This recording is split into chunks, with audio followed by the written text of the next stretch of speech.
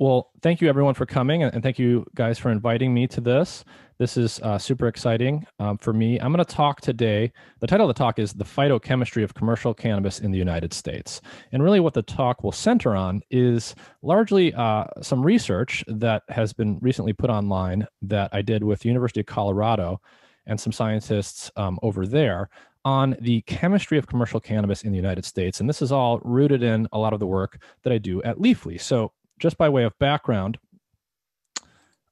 my name is Nick, and by day, I'm the Director of Science and Innovation at Leafly, which, if you don't know what Leafly is, it's a technology company in the legal cannabis industry. It's the world's largest cannabis information resource.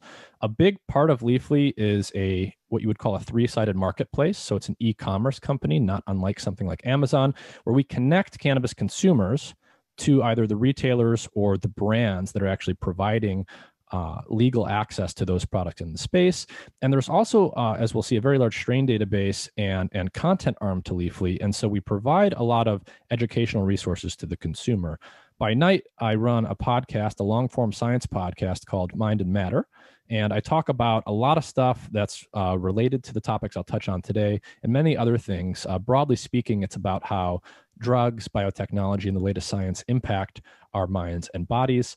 And before I get into the talk itself, my background is really in academic science. So I've been at Leafly and in the legal cannabis industry for about 5 years now, a little over 5 years. And I started out before that about a decade in academia. So I did my bachelor's of science, focused mainly on molecular genetics at the University of Wisconsin. I was really trying to understand how animals are built from molecules all the way up to the full organism and how they change over time. I then went to Harvard University to do my PhD, which was in systems neuroscience. So how does the nervous system, how does the brain actually work in awake behaving animals? How does it create perceptions and behaviors and things like that? And throughout that whole time, I was very interested in cannabis. I was very interested in psychoactive drugs, both, in their own terms. How do they actually produce the psychoactive effects and the changes and states of consciousness that we have? How does that work in the brain? And also, as a neuroscientist, you often use these things as tools to actually, probe what the brain is doing. And so, long story short, I'm an academic guy by training. I have this sort of hardcore science background, and then I get transposed into the legal cannabis industry.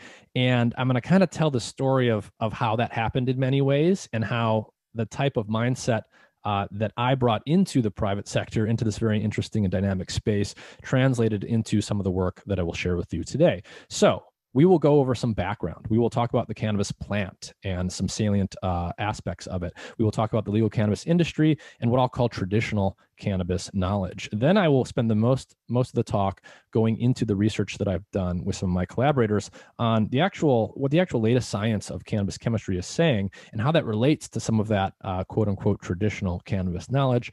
And I'll spend a little time talking about the implications of that for cannabis consumers in the legal industry, and we'll try to leave some time for Q&A. I am going to go through a lot of slides, just to be clear. So this will be very information dense. I think we will post it at some point after today, so you can go back to it.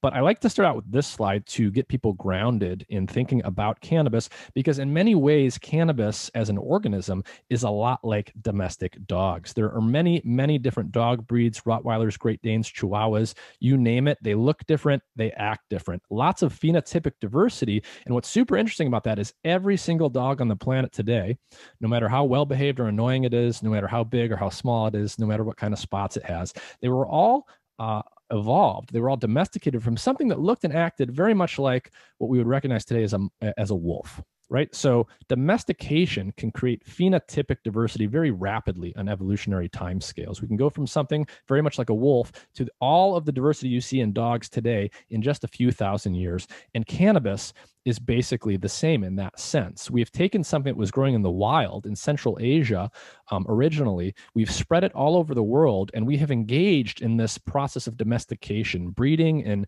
interbreeding different plants for different phenotypes. And we've created a wonderful and beautiful diversity in this plant. You can see that diversity, you can smell that diversity, you can taste it, and you can even feel it, allegedly, when you smoke some of these different strains, as they're called. Different strains of cannabis are the analog of the different breeds of dog that you see walking around. And this right here, this slide, it shows you the what I will call the fundamental mythos of the cannabis industry. The entire industry, since it's been legal and since well before that, has been predicated on this categorization system here. And the basic idea is that the way things look is related to the way they act. And so the idea with Indica, hybrid, and Sativa are that there are three basic types of cannabis plants out there. Indica plants tend to look a certain way. They tend to be shorter plants. Their leaves tend to be broader and so on and so forth. Sativa plants look a different way. They tend to be taller and narrower, for example, and hybrid plants are in between. They're a hybrid of the two. And what people will tell you is that the way these things look is directly and clearly related to the way they will make you feel. And so indicas are said to make you more calm and have more calming or sedative effects. Sativas are said to have more energizing effects. Hybrids are in the middle. If you have ever walked into a dispensary, or if you ever walk into one in the future, anywhere in any state legal market here in the United States, very likely what you will see is a bunch of cannabis flower products, a bunch of different strains. Each of them will be categorized indica, hybrid, or sativa, and you will have someone called a bud tender, who's typically, although not always, going to be someone in their early mid-20s, and typically, although not always, someone with very little science education, and typically, although not always, someone paid minimum wage, and they will tell you with a very high level of confidence how all of this stuff works. Indica plants will make you sleepy. They will help if you have an issue with insomnia, say. Sativa plants will make you feel, energized and euphoric. Sometimes it even gets way, way more specific than that. They'll recommend individual strains with very interesting names for very specific effects, or even in some ways acting almost like a doctor. The same way that a doctor would prescribe you a drug in order to help with a certain ailment, people are effectively being prescribed legal cannabis products in stores to help with something that might be fairly innocuous or very serious, actually. And the entire brand of Leafly originally was actually created around this. So the guys that started Leafly actually live here in Seattle. They started approximately a decade ago, and they came up with what became known as the tile system. And it was meant to reflect what I just told you. And so, as medical patients going into a dispensary for the first time, even to this day, if you walk into one of these places, it's very overwhelming much of the time. You see dozens, maybe even hundreds of these things called strains. Each one belongs to one of these three groups. And Leafly really came up with a clever visualization system to make something very complicated and overwhelming very simple. Purple ones are indica, they make you sleepy. Red ones are sativa, they make you energized. And we can think of all of these hundreds and hundreds of strains that we're being told about as tiles or nodes in something very much like the periodic table of chemistry. And we can arrange it like this, and now we've got a very clear map of how we're going to feel when we actually ingest these products. I can tell you firsthand, I know and I've heard early big shot investors who got into Leafly say things like, well, one of the reasons we invested in Leafly is because it was one of the only companies out there that was taking a scientific approach. But again, this visualization system reflects the central mythos of the industry. And again, really what it's saying is the way that plants look is directly and reliably related to the way they make you feel. And so we're going to explore that idea here. And so as a scientist, what I understood before I came in and as I was coming in was there's something very interesting going on here. This is a diverse plant. You can see the diversity. You can smell the diversity. It's right there in front of you. The diversity and the effects is also very interesting. That's something that many people experience firsthand, including myself. I have many anecdotes I can tell you to that effect. And I was always captivated by this mystery. What is the logic there? How can we understand this diversity and understand the different kinds of psychoactive and medicinal effects this plant has and how it relates to this diversity that we're seeing with our eyes? And I knew the answer to that, as almost any scientist would, is going to come from taking a chemistry first view. Because the way that something like this makes you feel, the way that a product or a drug makes you feel, is going to be a direct function of the chemistry inside of it. Right? Basically what cannabis is, this plant is making a cocktail of drugs that are responsible both for its sensory attributes, its psychoactive or recreational effects on the mind, as well as its medicinal properties. And that chemistry is contained in these very beautiful structures on the flower of the female plant. This is what we call the bud or the nug or just flower of the plant. These things called trichomes. And they're these small translucent structures that you see here. And these secrete the essential oils of the plant. If you zoom way, way in, this is what you see. This is a microscopy image. It's one of my most favorite microscopy images of all time. It comes from a study in 2019 that was looking at cannabis trichomes. And so what you see here is a structure that's almost hair-like. You could almost think of it like a hair structure that has almost like a sweat gland on it. You've got a stalk here of plant cells that are holding up this head, this top of this structure here. And inside of that top part of this are secretory cells that are specialized to synthesize and secrete the molecules of interest here, the cannabinoid acids, the terpenes, and some other things. And basically, this is a little bubble of essential oil, a bubble of greasy oil, and it contains all of the fun stuff, all of the stuff that has psychoactive effects, all of the stuff that has medicinal effects, and all of the stuff that you smell. So what are those things? Well, the two main classes of plant chemical compounds that you talk about here are the cannabinoids, like THC and CBD, and the terpenes, like myrcene or beta-caryophyllene, or any number of other ones that we could mention. And these are two related classes of compounds. The plant actually makes cannabinoid acids. Those cannabinoid acids are then activated or decarboxylated into the active psychoactive compound THC, or the non-intoxicating but still psychoactive compound CBD. There's also a number of other cannabinoids associated with this plant. These compounds are bigger. They are not volatile, so you don't smell these compounds. These are the principal psychoactive agent of the plant, THC, and some of its close chemical cousins, CBD and other things, which are also very interesting. The terpenes, on the other hand, are a distinct but related class of compounds, and these ones are volatile. So they float up into the air, and these are what you smell when you actually smell cannabis. And each cannabis plant, each different type of plant, will produce a unique cocktail of all of these things. And so we know that whatever particular chemical cocktail is produced by a particular plant is going to be largely what's dictating its psychoactive effects, its medicinal potential, as well as its sensory attributes, the way that it smells, the way that it tastes, and all of these things. And so as a scientist, you look at this and you say, well, this is where it's at. You have to understand the logic by which the chemistry is different from different types of plants of cannabis. And once you understand that, you'll have a very clear map of how to think about differences in sensory attributes, differences in psychoactive effects, as well as the medical side of this. The other thing I will mention before diving in further is we also know that for this plant, as for many other creatures that you can study, plants and animals, there's going to be certain biological constraints that you expect when it comes to this chemistry. And long story short, when you look at the biochemistry of this plant, there are certain biochemical cascades that happen in the plant. The exact set of molecules that a particular plant produces is going to be determined by its genetics, by the types of enzymes it has, and all of that stuff is going to dictate how much THC acid it has compared to CBD acid. Is it going to have mostly one of those, mostly the other one? Is it going to have a combination of each? And it actually turns out that there's not freedom to vary in every direction here. There's going to be some serious constraints on the ratios that can be produced based on the biochemistry and the genetics of the plant you're talking about.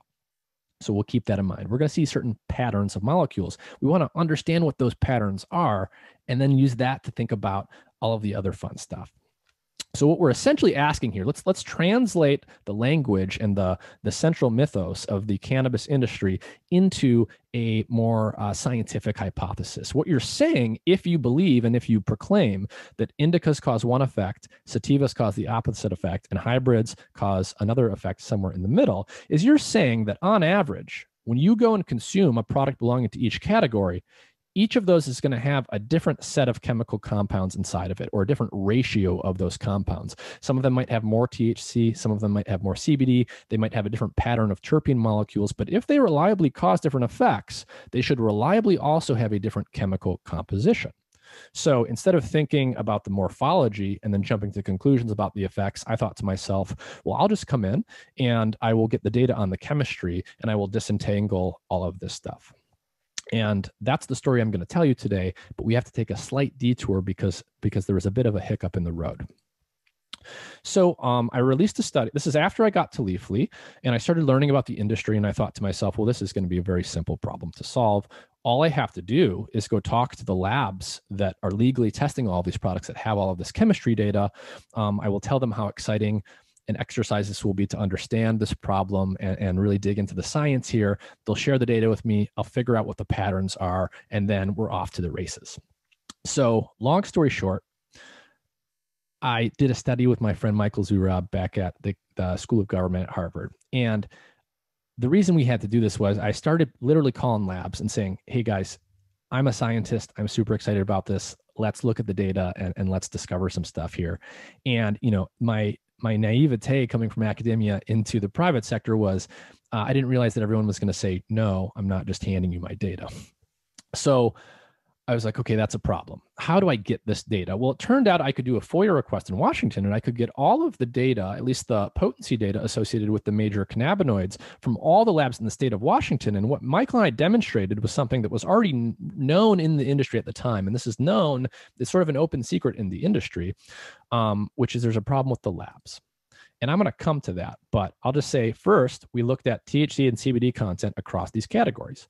We said, all right, let's look at the indicas, the hybrids, and sativas. If you Google this stuff, you'll find resources out there that say things like indicas have more THC than sativas. You'll say things that say the exact opposite. You'll say things like indicas have more CBD, that's why they're sedating. You get all of this contradictory information.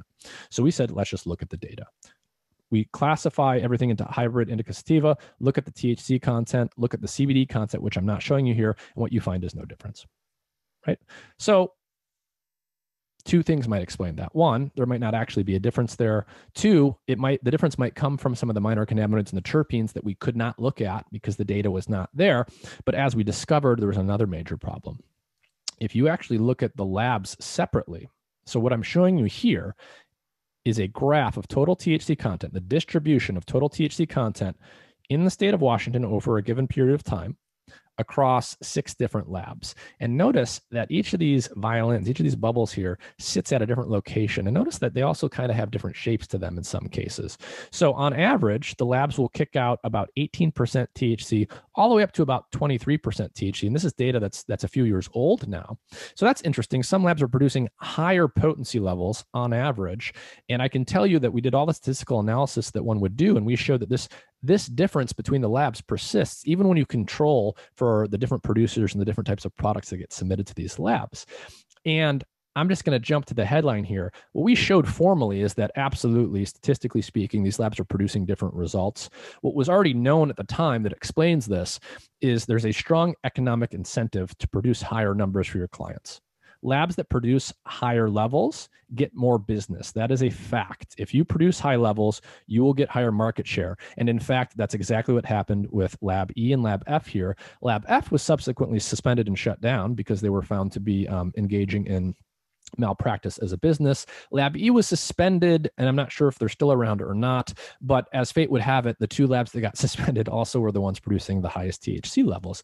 And this is again, it's an open secret in the industry. It's been covered by Leafly. It's been covered elsewhere. It happens all the time, and it's really because of this. When you go to the store, you walk around Target or you walk around the grocery store or whatever, why do you see so many things that are priced like this? $19.99, $99.99. Well, it's because marketers are taking advantage of the way our brains work. When I see a sign like this, what your brain is probably doing is it's saying, wow, this product isn't even $20, right? $19.99 just feels so much cheaper than $20. And something kind of similar psychologically is happening in the cannabis industry. When a consumer walks into a dispensary, what they're really doing, and this has been formally documented, is they're by and large trying to optimize the amount of THC they get per dollar that they spend. So if you've got 2 cannabis flower products on the shelf right in front of you, and they're the same price, one of them's 21% and one of them's 18%, which one are you going to pick? Most consumers pick the one that's 21%.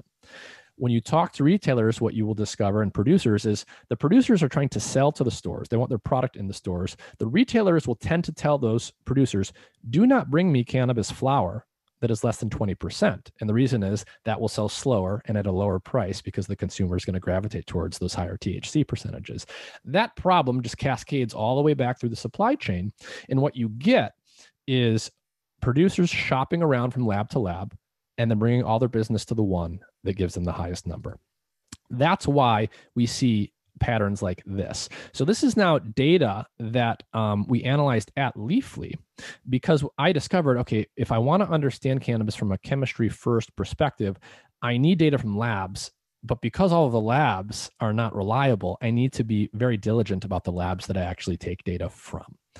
And so I have looked at data from dozens and dozens of labs across North America at this point. Here's a representative sample of 8. And again, average THC distributions per lab.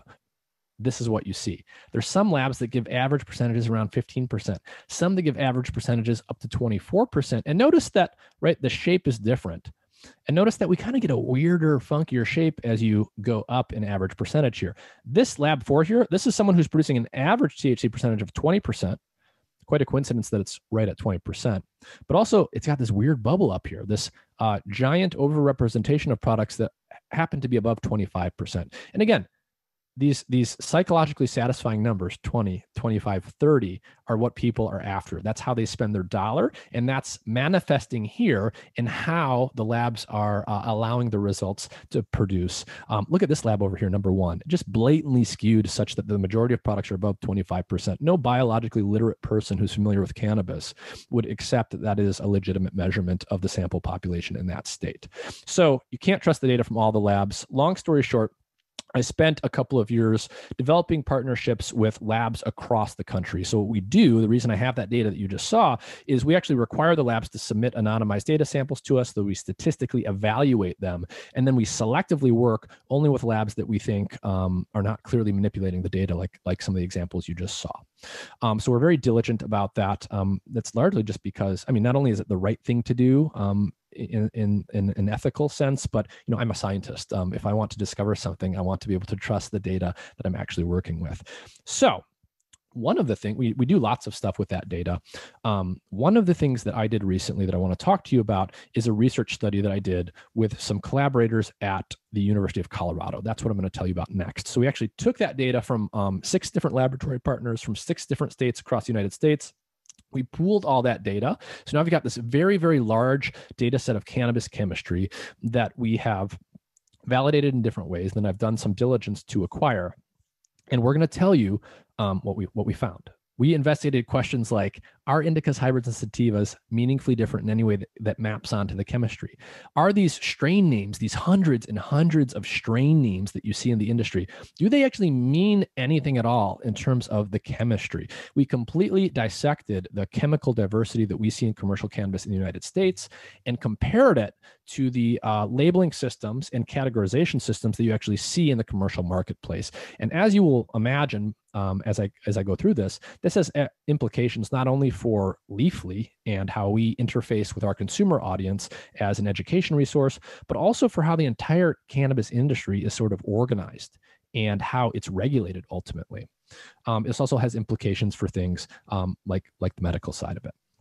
So I partnered with some people at the University of Colorado in Boulder. There's a preprint online that you can go read for free right now called The Phytochemical Diversity of Commercial Cannabis in the United States. And I'm going to share with you some of the results from that. So first, let's just look at cannabinoids. What do we see across the board when we look at average cannabinoid content in flower for commercial cannabis? This is what we see. Total cannabinoid content is what's being measured here. The first bubble here, the first violin, is total THC content. So notice we get a nice, smooth, Gaussian or normal looking distribution, as one would suspect. It does not have that weird shape like some of the ones that you saw before. Notice that the average here, it's going to sit around 17, 18%. And that's what I would expect to see, not only because I know that I trust these labs because I did the diligence there, but also when you look at the scientific literature, when scientists actually go in and like real science labs, not legal cannabis industry testing labs, and they measure samples of cannabis from these different markets, they get a similar result. You don't get a result where the average is above 20, you get it right around this number. Notice that these other cannabinoids here, these are all other cannabinoid molecules, close cousins of THC, but not THC, that can be found in cannabis plants and sometimes are, but notice that they're never really anything close to the abundance that you see for THC. You'll get a total CBD content that's high in a minority of legal products, but for the most part, they've got very low CBD levels. CBG is another interesting non-psychoactive cannabinoid. It's sometimes there. It's fairly often there at a low level, 1, 2, 3, 4% maybe, but very rare for it to go higher than that. The other ones that you can talk about, CBC, CBN, THCV, occasionally even other ones by individual labs are measured. They're very rarely present at anything other than very, very minuscule levels. Now, when you start to look at pattern, what do you see? If we plot THC versus CBD, this is what we see. So every dot here is an individual cannabis flower product that you might find on a shelf somewhere. And we're showing you the relationship between THC and CBD levels that you'll find in that plant.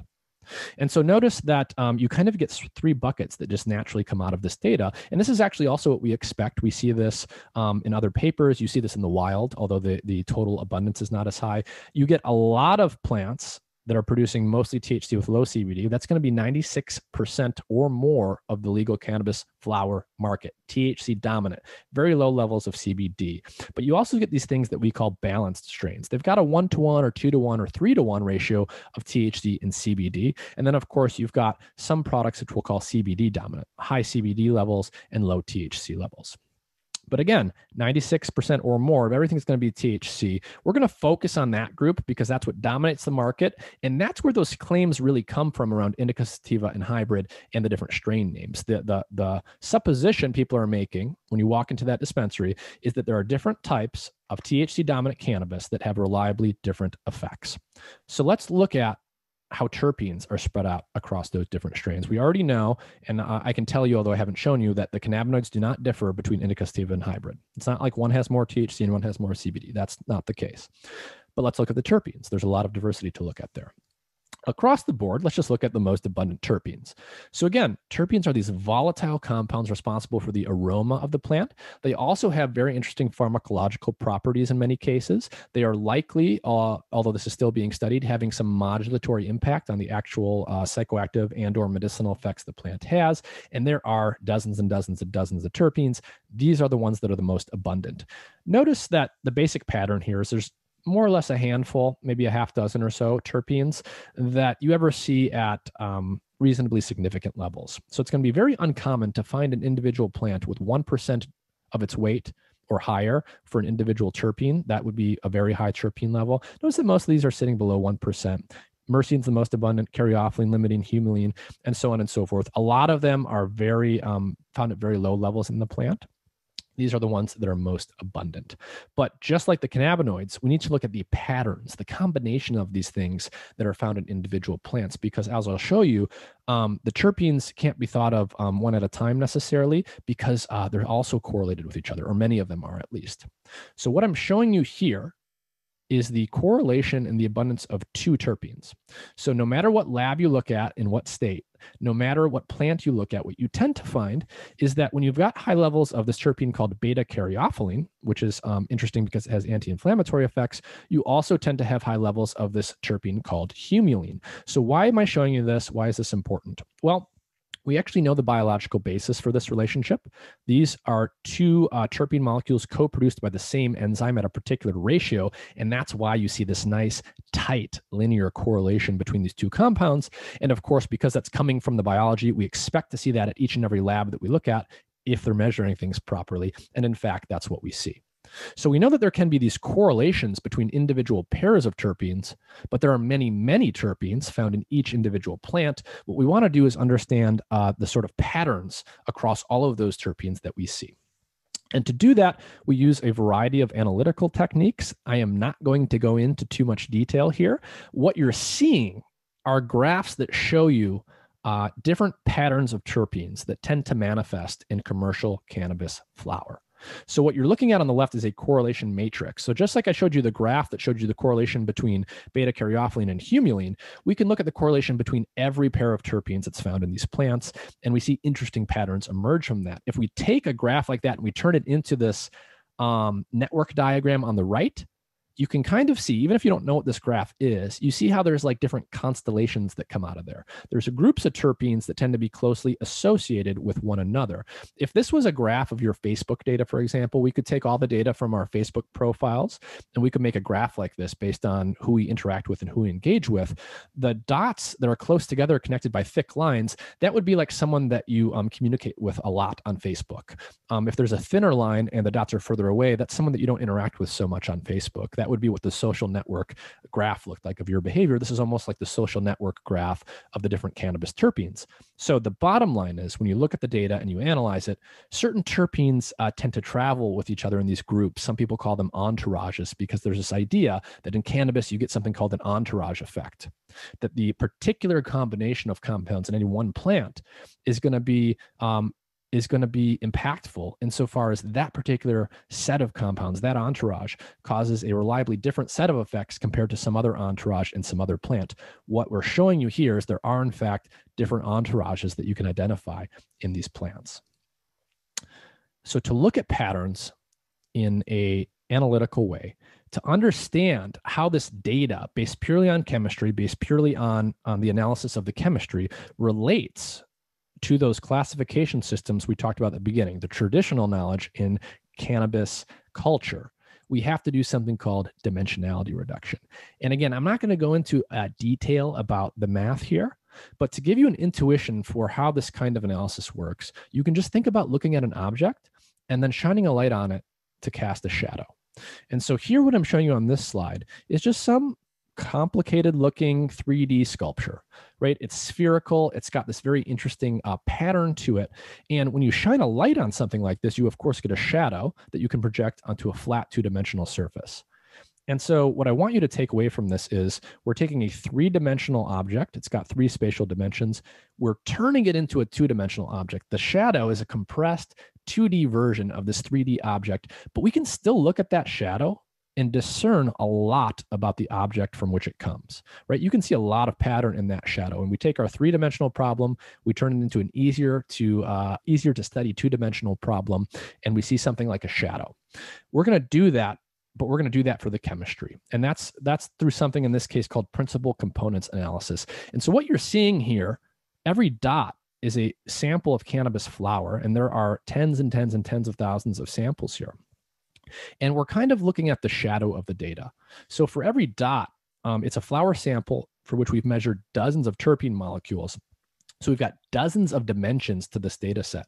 We've projected that data that has dozens of dimensions onto just 2 dimensions, because that's a much easier problem that we can just look at with our own eyes. And doing that allows us to actually explain most of the variance in that terpene profile data set with only 2 dimensions. And then what we've done is we've gone ahead and we've given every dot one color for the most abundant terpene in that sample. So all I want you to understand from this graph is you see a particular pattern here, right? There's dots down here. There's kind of another cloud up here, and the colors sort of clump together. So all of these blue dots, those are cannabis samples that have myrcene as the most abundant terpene, and they're all kind of sitting in the same neighborhood. The yellow dots stand for limonene. The fuchsia dots stand for caryophyllene. So all of those samples are high in those terpenes. And notice that those 2 colors are sitting right on top of each other. And that's because those 2 terpenes travel together. We've got this other neighborhood up here, this other cluster of orange. That's a different kind of cannabis plant producing a different kind of terpene profile.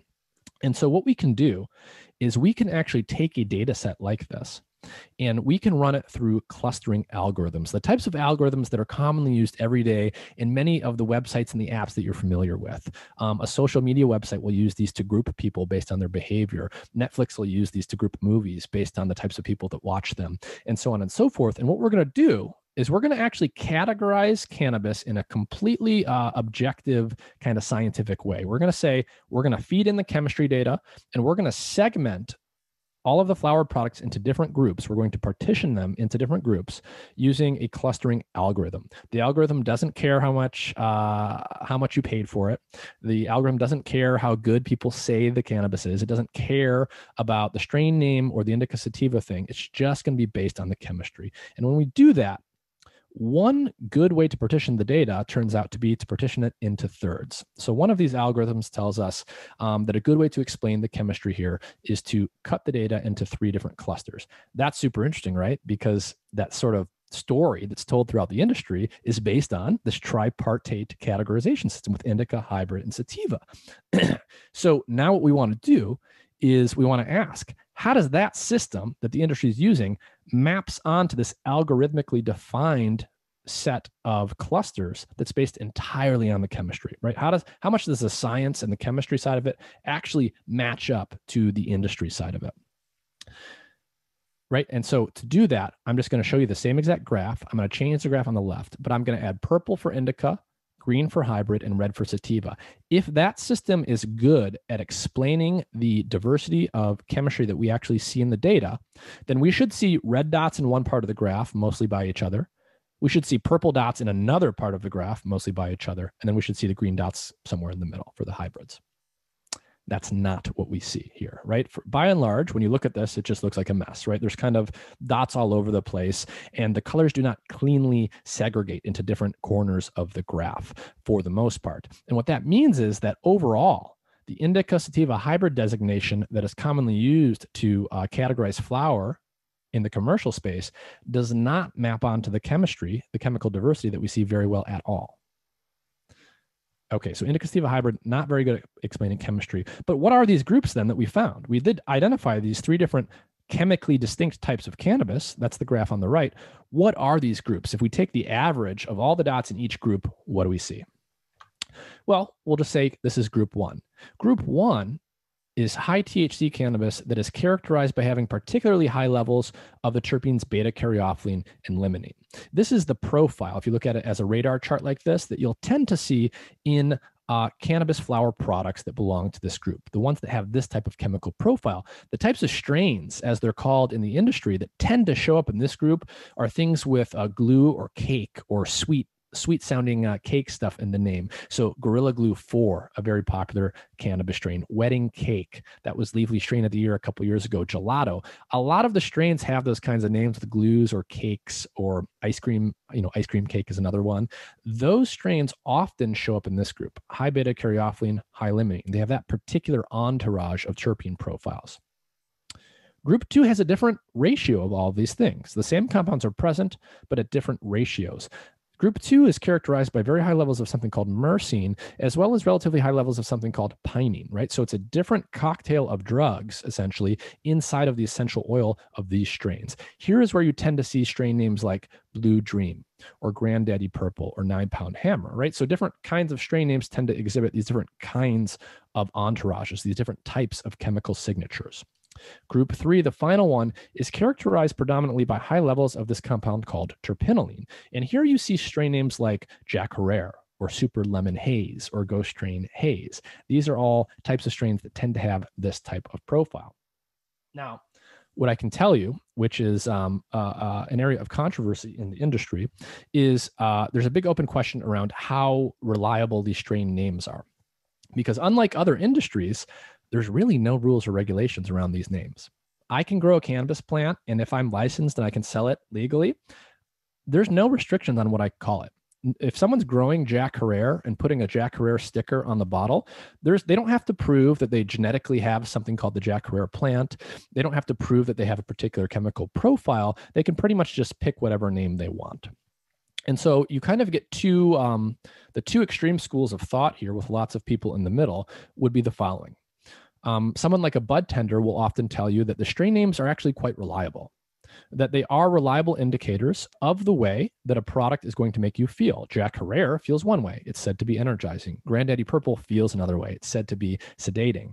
If that's true, what that must mean is that the labels, the strain name labels that we see on the products, should match up in a statistically meaningful way to the underlying chemistry that we see.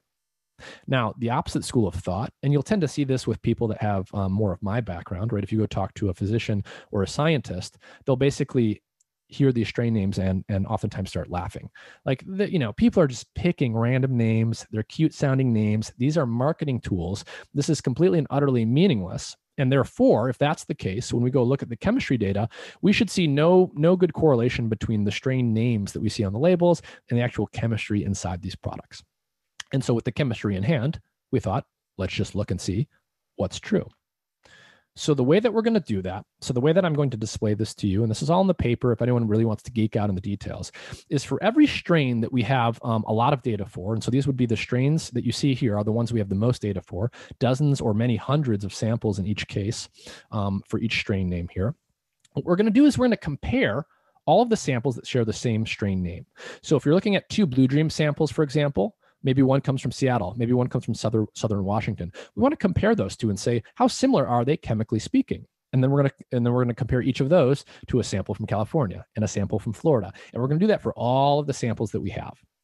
Now, if the strain names are meaningful, then when we pick two different Blue Dream products made by two different people, they should tend to be reasonably similar in chemistry.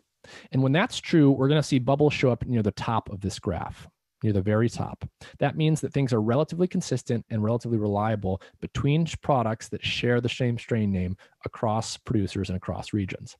Now, if these strain names are totally bogus and people are just making stuff up and there's no relationship to the chemistry, the bubble should mostly fall right around this dotted line. And what that means, if something's close to the dotted line, it means if you pick two products that share the same strain name, they are no more similar to each other on average than if you just close your eyes and pick two random products. So that's what we want to ask. Are the strain names doing better than random or not? And here's what we see. And so the answer to the question, how reliable are strain names for commercial cannabis, is it depends on the strain name. Notice that we see a nice, smooth sort of spectrum going from left to right here. There's a bunch of strains that are relatively above that dotted line. Something like White Tahoe Cookies or Purple Punch is relatively consistent. If you go find Purple Punch at one place and you go find it at another place, odds are good that it'll be the same basic thing, right? That would be akin to me going to get a glass of Merlot down the street here in Seattle. I could fly to Miami tomorrow and I could order a glass of Merlot. It's not going to be identical, but it's not going to taste like Chardonnay, right? So that would be like a strain that's closer to the top of the graph here. Now, what are these strains over here? These ones that don't have stars are not statistically different from the dotted line. And that means that for something like Pineapple Express or Tangy, if you pick two Tangy products off a shelf, they're going to be no more likely to be similar to each other than if you just pick two random products completely randomly. So some strain names are relatively consistent to a pretty good degree. Some strain names are relatively consistent, but not quite as consistent. And of course, some are no better than random chance. So let's look at that in another view. This is another dimensionality reduction graph. This is another machine learning visualization technique that you can use to look at high dimensional data. So this is our chemical map of cannabis flower in the United States. It's very similar to what I showed you before. The colors here, you got three colors, the orange, the blue, and the fuchsia. Those are our three clusters, right? Those are what our algorithm defined as the basic chemical phenotypes or chemical types of cannabis. And what we've done here is we've shown you those neighborhoods and we've superimposed Purple Punch and Tangy samples onto this map. So what we're showing you are all of the Purple Punch samples in black diamonds. That's a relatively consistent strain name. And notice what that means here in this context. Most of the black diamonds are over here in this neighborhood, right? They're all in cluster A, the same basic type of cannabis. They're not all in identical locations. There's some variation, but you can clearly see that they're mostly there. And there's just a couple of outliers that you spot in these other neighborhoods. Tangy, this other strain name, very different story. Those diamonds there indicating Tangy are all over the place. You find them here, you find them there, you find them there. They're just kind of all over. That's what we mean by a relatively reliable or chemically consistent strain name versus one that's unreliable. The reliability of even a strain name depends very heavily on the particular name that you're talking about. So this would be, again, to use my wine analogy, Purple Punch would be something relatively consistent. If I go try it in two different locations, odds are pretty good. It's going to be the same basic chemical profile. Not true for Tangy. And that's what you see when you look at the individual profiles, right? So here on the top, I'm just showing you the individual terpene profiles for Purple Punch, and on the bottom, Tangy. Tangy is all over the place. Purple Punch, much more consistent. Not perfect by any means, but more consistent. What happens if we superimpose on our map here, the Indica Sativa hybrid structure? So I told you overall, it's not really good at explaining the chemistry, but something interesting happens here. At first blush, you see that it basically just looks like chaos. The red, the green, and the blue do not separate very well. But look at this cluster up here. This is cluster number 3, right? Number 3 out of the 3 that we've defined using algorithms and data. Notice that there's not that much purple up there, and it kind of looks like there's more red as well. Well, when you actually quantify the breakdown of Indica, hybrid, and Sativa for each of these 3 clusters, what we see is that for cluster number 3 and only cluster number 3, something interesting comes out. There's an overrepresentation of what you would call sativa or sativa dominant strain names in that cluster, and an underrepresentation of those that you would classify as indica through the commercial system. And what we find when we sort of look at that more closely is that a certain subset of things that are commonly classified as sativas, belonging to certain lineages of cannabis strains, are overrepresented in that group. It's things like Jack Herrera and the Jack strains, Black Jack, J1, XJ13. It's things like the Lemon Haze strains, Lemon Haze, Super Lemon Haze, and so on. And so, if I take the liberty of speculating for a moment, what I think we could be looking at with a data set like this is perhaps what we're seeing are the remnants of something that used to be much clearer.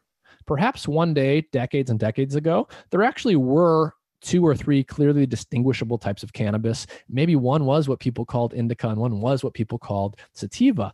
Maybe this cluster number 3 up here, because we see an overrepresentation of certain sativas, maybe those lineages were the original sativas. And maybe this high terpenoline profile is what originally was discerned to be this more energizing group. We don't know the answer to that, but it could be true. Maybe things that people were classifying as indicas originally belong to one of these 2 other neighborhoods. Right? And those are the more sedating ones.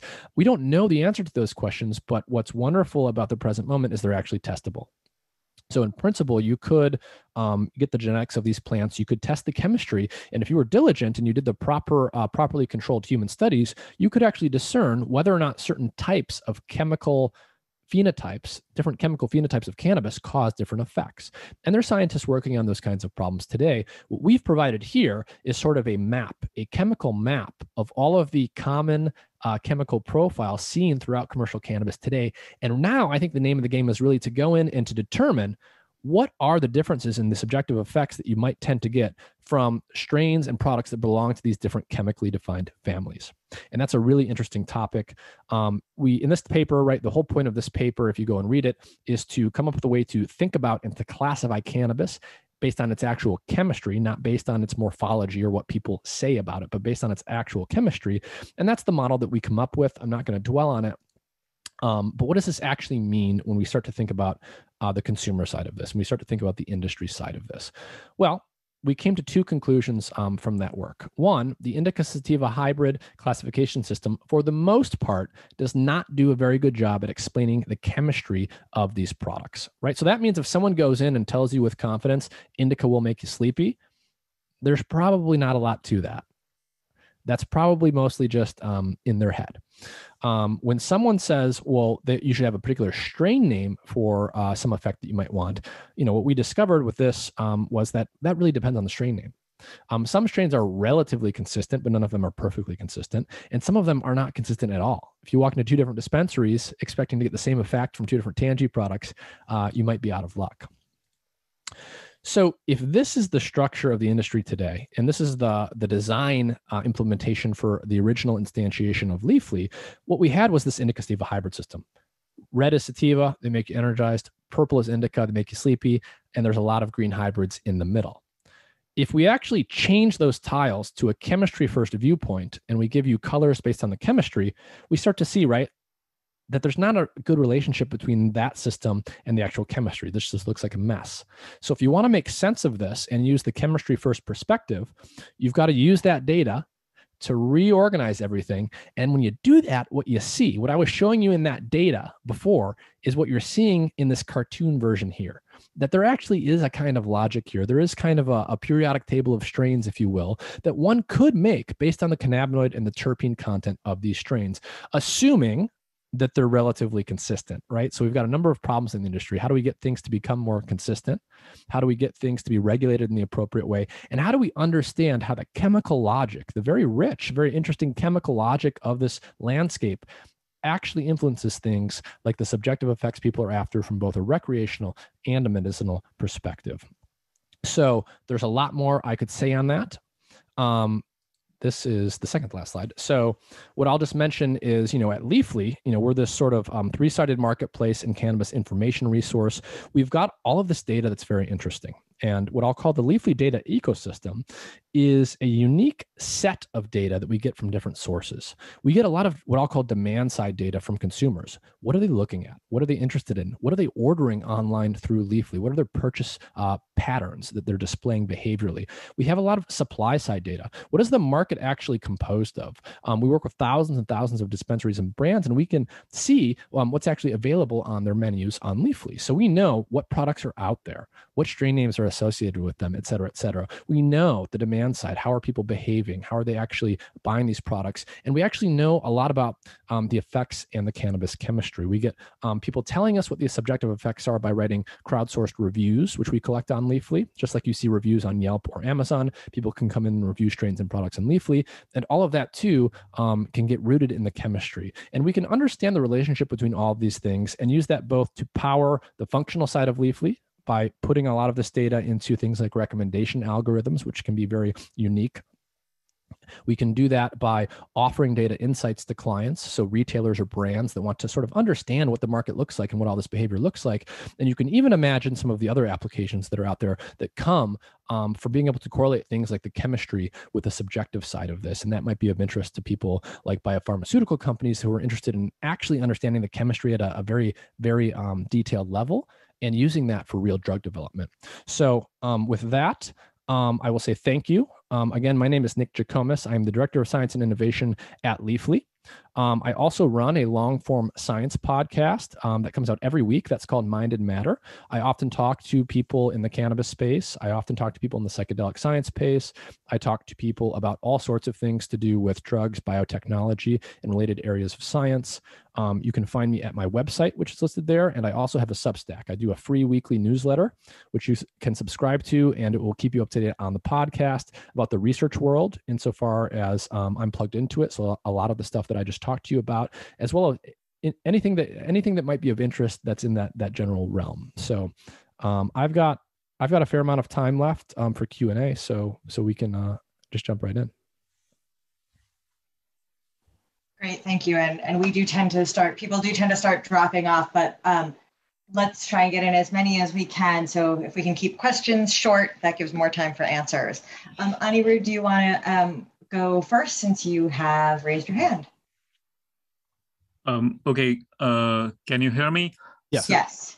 Okay, so my question is, once you've grouped the strains according to their chemistry, does that correspond to a grouping according to their effects on the brain? According to the subjective effects, do those also group into this? Very good question. So to set up that question, I need to explain a couple of things. So we know the chemistry of a very large number of products attached to each of these strain names. And we also have lots of review data that contains what people said the subjective effects were for those strain names.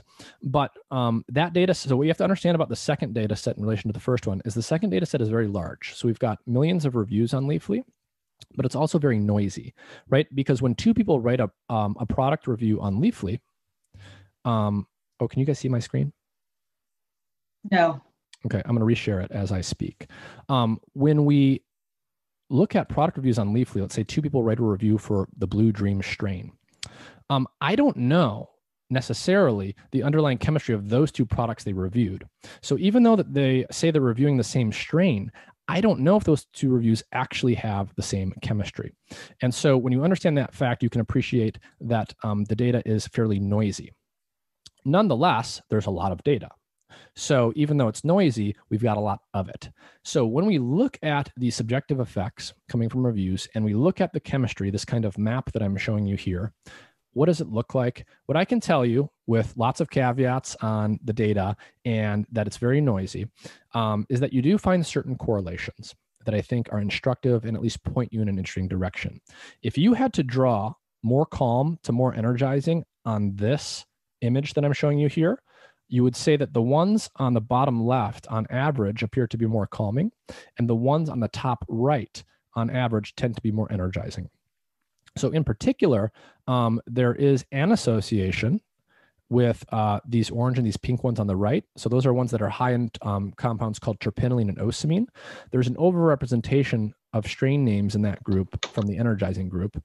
And as you get down to a different terpene profile containing different terpenes, and as you get down into some of the CBD strains, you tend to often see more calming effects reported. But the relationship is not perfect there because we have not yet completely bridged the gap between individual products with identified chemistry and those reviews. That is something that will become more robust over time. All right, I think we have time for one more. Dar, can you make your question short? Yes, it's pretty short. Are there any studies comparing the effects of these cannabis products versus conventional, pharmaceutical drugs, or even like yoga and meditation when it comes to psychological disorders or even stress, things like that? Yes. The answer, it depends on the disorder. There is some research out there looking at the effects of medicinal cannabis on various psychological and psychiatric ailments. And there is some data out there comparing that to other kinds of treatment. Unfortunately, the shortest answer I can give you is it really depends. I think one of the places where there's a particularly high amount of data compared to other areas is in pain. So medical cannabis tends to have good efficacy for at least certain forms of pain management. And the comparisons that you can draw there are the following. When you look at medical cannabis as compared to something like an opioid is certainly going to be more potent at reducing your pain. But medical cannabis can have efficacy for reducing pain, but it doesn't have the same addiction potential as the opioids. There's also a fair amount of work showing that cannabinoids like THC can be synergistic with opioids. In other words, there's studies showing that if you give someone THC containing cannabis products together with their opioid medication, they can actually get the same level of pain management with a lower dose of the opioid. And so it helps mitigate some of the risk there for overdose and risk for addiction. And we do know that a lot of people say that cannabis works better than other things. I suspect that that is true for certain things and it's not true for other things. A lot of that work, a lot of the clinical work there is really still being done. And so we don't know, for example, exactly how good, using double-blind clinical trials, how good is cannabis for something like depression? What we do know is that something like CBD does appear to be fairly efficacious for anxiety. However, when those studies happen, people are taking quite a large dose of CBD, not the kind of dose that you would get from consuming a recreational product that you would find in a dispensary. And so over the next few years, I think you're going to see a lot of results that are a bit more naturalistic, looking at the effects of these products as they're consumed in the recreational market. So there's people looking at inhaled or vaporized cannabis, and there's people also looking at how some of these different profiles affect it. So in the next 1, 2, 3 years, we will start to see how effective is an inhaled product that contains one terpene profile versus another. So I'm going to ask the last question. I know we're ending time, but much of this research, Dr. Trichomes, is I understand hampered by the fact that marijuana is in the same category as heroin in the eyes of the federal government. So there's no federal funding. I'd be interested later in how the University of Colorado was able to do this, but how is my understanding correct? And where do you understand that we are in terms of really being able to do good clinical research on some of these for some of these issues? Mm-hmm. Well, you can get federal funding for studying cannabis, but there are just many hoops you have to jump through to do that. And you can only study certain types of approved cannabis. So historically, there has been some research done on medical cannabis that has been federally funded, but that research is all done using cannabis that's specifically grown by the federal government, basically, for the purposes of doing that research. And that cannabis, as has been demonstrated in the literature, does not resemble very closely the cannabis that people actually smoke out in the real world. And so a lot of that research is problematic for that reason. That being said, people do this research. People are doing this research more and more, and it's becoming easier to do. So the illegal status and the Schedule 1 status of it at the federal level has made the research very slow going, and it has prevented us from looking at ecologically sort of relevant samples of cannabis and people. In other words, using cannabis that people actually use out in the real world. Nonetheless, that research is being done more and more now. And people do typically have to get special licenses and things. They also come up with clever ways to get around some of that. But you will see in the next few years more and more clinical studies in humans where they're consuming actual cannabis products or other interesting formulations related to them, and people are studying those effects. So the research is happening more. It is starting to happen more with real products consumed in a more realistic fashion than they have been historically. But unfortunately, it is true that because it's Schedule 1, there's not nearly as much research being done now as there could be, simply because you've got to fill out so much more paperwork. It's just more expensive and time consuming to get that research off the ground. We'll see what happens in the next few years.